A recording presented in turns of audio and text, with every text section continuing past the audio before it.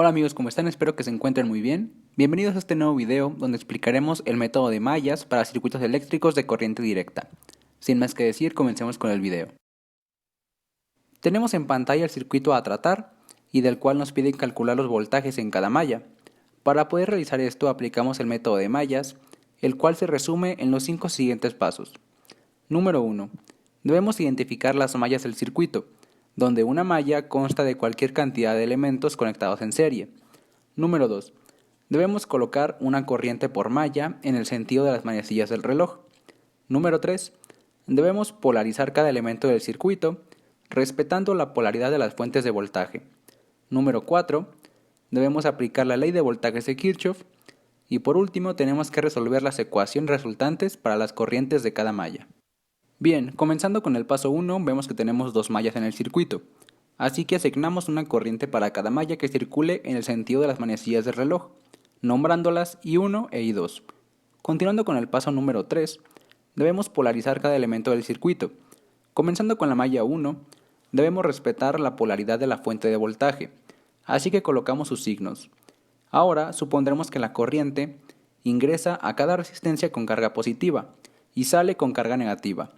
Teniendo esto en cuenta, R1 y R3 quedan polarizadas de la siguiente manera. Como vemos, la corriente entra por R1 con signo positivo y sale con signo negativo. Lo mismo para R3, entra la corriente con signo positivo y sale con signo negativo, como lo establecimos anteriormente. Para la malla número 2 aplicamos el mismo criterio. I2 ingresa a R3 con signo positivo y sale con signo negativo, y lo mismo para R2.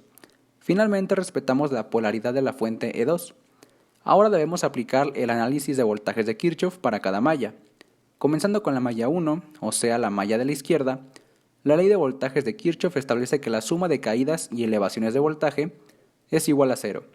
Consideramos como una caída de voltaje cuando la corriente de malla recorra un elemento de circuito de más a menos. Por ejemplo, para R1 vemos que la corriente I1 la recorre de más a menos, por lo tanto es una caída de voltaje. Ahora consideraremos una elevación de voltaje cuando la corriente de malla recorra un elemento de menos a más. Tal es el caso de la fuente E1. Una vez dicho esto, comencemos con el análisis. Como ya vimos, I1 recorre a E1 de menos a más, por lo tanto escribimos 4 volts positivos. I1 recorre a R1 de más a menos, por lo tanto el voltaje en R1 es negativo. De igual forma, I1 recorre a R3 de más a menos, por lo tanto el voltaje en R3 también es negativo, y esto lo igualamos a 0. Ahora escribimos estos voltajes en función de la ley de Ohm, o sea, voltaje es igual a la corriente por la resistencia. Por lo tanto, nuestra ecuación queda de la siguiente forma, donde menos 4 por I1 representa el voltaje en R1, o sea 4 ohms por I1 que es la corriente. Ahora, mucho cuidado con el voltaje en R3. Debemos tener en cuenta que R3 se encuentra entre las dos mallas, por lo tanto, tiene interacción con ambas corrientes I1 e I2. Como estamos analizando la malla 1, le damos prioridad a la corriente 1 y se le resta a la corriente 2. Por eso tenemos 8, que es el valor de la resistencia 3, por I1 menos I2. El signo negativo indica la caída de voltaje que anteriormente mencionamos.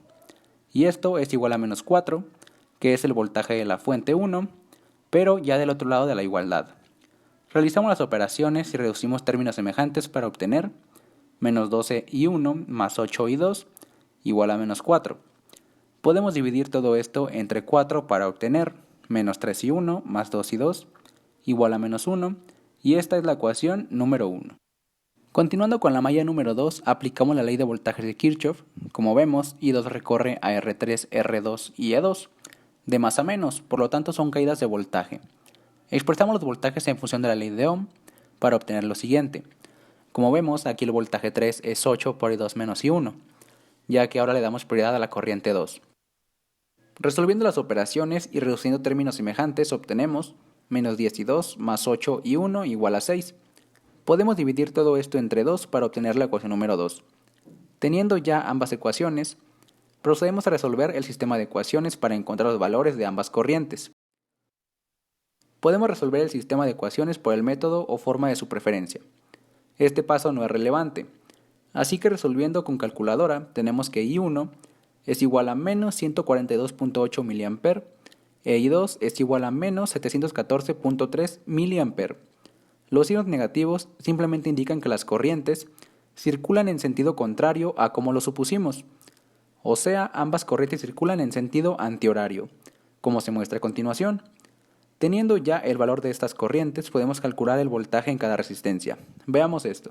Para el voltaje en R1 tomamos las ecuaciones de la malla 1, que es igual a menos 4 por I1. Esto es igual a menos 4 por menos 142.8 mA. Esto es igual a 0.57 volts. Para el voltaje en R2, tomamos las ecuaciones de la malla 2, que es igual a menos 2 por I2. Cambiamos los valores y obtenemos 1.42 volts. Para el voltaje en R3, tenemos dos opciones, tomar la ecuación de la malla 1 o de la malla 2. Tomemos las dos para ver qué sucede. Vemos que por parte de la malla 1 obtenemos un valor negativo y por parte de la malla 2 obtenemos un valor positivo. Por lo tanto, tomamos el valor positivo como el correcto. Como vemos, las ecuaciones de los voltajes en cada malla resultan de gran ayuda. Como nota, debemos tener en cuenta que para obtener los voltajes, utilizamos los valores de las corrientes tal cual nos arroja el sistema de ecuaciones. Como vimos, consideramos los valores negativos. Pero si nos preguntan los valores reales de las corrientes, debemos dar sus magnitudes, indicando el sentido real de las corrientes. Para finalizar, pasemos a comprobar estos resultados. Acá tenemos el circuito simulado con los valores obtenidos de voltajes en cada resistencia, para compararlos con los resultados que nos ofrecen los multímetros. El multímetro número 1 indica el valor del voltaje 1, que son 571 mV, que es lo mismo que 0.57 volts. El multímetro número 2 indica el valor del voltaje 2, que es 1.42 volts. Por último, el multímetro número 3 indica el voltaje 3, que son 4.57 volts. Y como vemos, los resultados calculados son correctos. Con esto damos por concluido este video. Espero les haya servido y ayudado. Si es así, por favor suscríbete y comparte este video. Nos vemos pronto.